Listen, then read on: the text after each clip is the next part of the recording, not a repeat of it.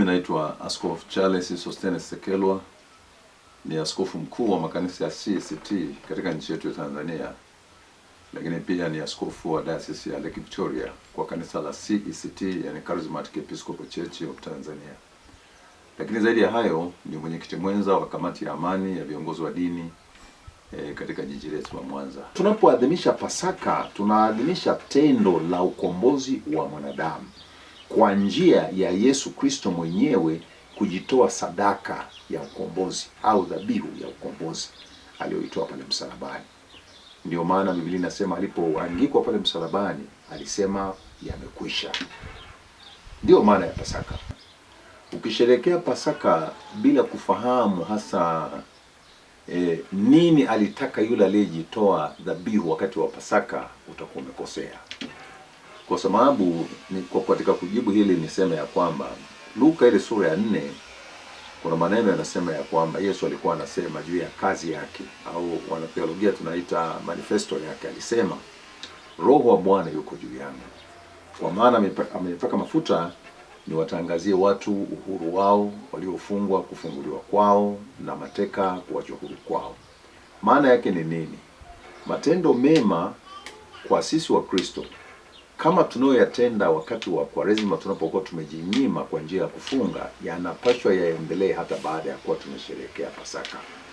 Maana katika kipindi kile cha Kwaresima tunatubu mbele za Mungu, tunaomba rehema kwa Mungu, tunaomba Mungu atukaribishe tuwe karibu naye ili maombi yetu yasikie na kutuondoa katika mitihani ya changamoto za maisha yetu. Kwa hiyo kama tutafanya hivyo kipindi cha Kwaresima na tukisherehekea Pasaka tunarudi katika matendo yale mabaya, tutakuwa tumeikana imani au tutakuwa tumeikana kile ambacho tulikuwa tukiomba kipindi cha Kwaresima. Hata baada ya Pasaka tuendelee kuyaenzi matendo mema, yale ambayo Yesu alikuja kuyafanya na yale ambayo sisi kama wafuasi wake tunapaswa kuyafanya. Matendo mema haya ni yapi? Kuwasaidia wahitaji, kuliana wanaolia, na kuwatia moyo watu waliokata tamaa. Na hii ndiyo kazi yetu sisi viongozi wa kanisa, lakini pia na Wakristo kwa ujumla.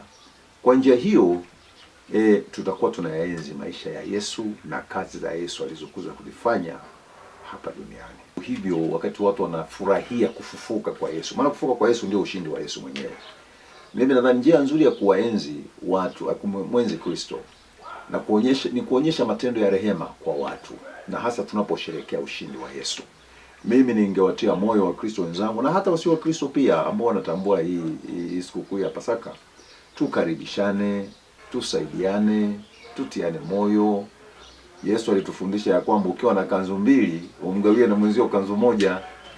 Kwa mimi ningewatia moyo kwamba wale wanavyo vingi waliobarikiwa na Mungu, basi Mungu awape neema ya kuwasaidia na wahitaji pia, ili kusudi kwa njia hiyo tutakuwa tunayaenzi. Kwa mfano, kuna watu wengine anaweza kuwepo kanisani asubuhi, akawepo kwenye ibada, maisha yakafanyika, lakini usiku wanaalikana kwenda labda disco, kwenye mabaa, na huko kwenye mabaa kila matendo yale maovu hutendeka. Ulevi wa kupitiliza, uzinzi, matendo mabaya, eti kwa kigezo kwamba wanaendelea kusherehekea sikukuu hiyo ya Pasaka au sikukuu nyingine ile. Mimi nadhani njia ya kusherehekea namna hiyo sio sahihi. Sio sahihi. Kwa sababu huyu tunayemsherehekea amefuka, alipiga vita vitu hivyo. Alivikataa kabisa. Alisema kwamba watu wanaotenda matendo hayo sehemu yao ni kwenye zima la moto.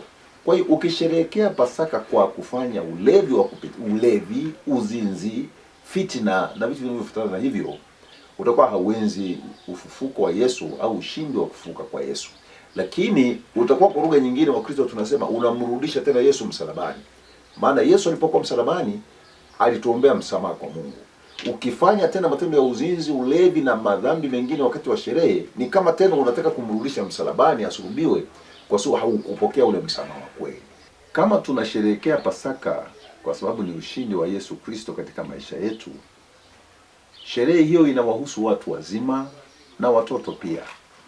Ni bahati mbaya sana inatokea kwamba wakati mwingine wazazi wanaruhusu watoto wao kuingia katika mitindo ya usherekeaji ambao hauna sura nzuri, kwanza katika maadili, lakini pia katika malezi yao. Mimi ningeshauri, kwa mfano kuna kitu kinaitwa disco toto. Mimi nataka kusema categorically kabisa ya kwamba disco toto sio njia nzuri ya kufanya tu sherekee kufuka kwa Yesu. Kwa sababu kule ndani unaweza kushangaa mwanao unampeleka kama kufurahia, akaishia ngeo, akaishia kuumizwa, au wakati mwingine kupotea, kwa sababu watoto wanakuwa ni wengi. Mimi natoa wito kwa Watanzania wenzangu, Wakristo wenzangu na wasio Wakristo pia, tusherehekeeni sherehe hii ya Pasaka kwa njia iliyo bora, ya staha, ya heshima, sisi watu wazima na watoto wetu pia. Kama unataka kuwatoa watoto wako auti, wapeleke bichi, mtu mzima wasindikize, mahali ambapo hapata kuwa na viashiria vyovyote vya kujifunza maadili yaliyo mabovu. Kwa njia hiyo tutakuwa tunamwenzi Kristo na nguvu yake ya ufufuko. Tusherekee katika njia ambazo zitamtukuza Mungu, zitaleta utulivu katika jamii zetu, na kwamba tutavuka kwa furaha wote tukipongezana. Huo ndio wito wangu.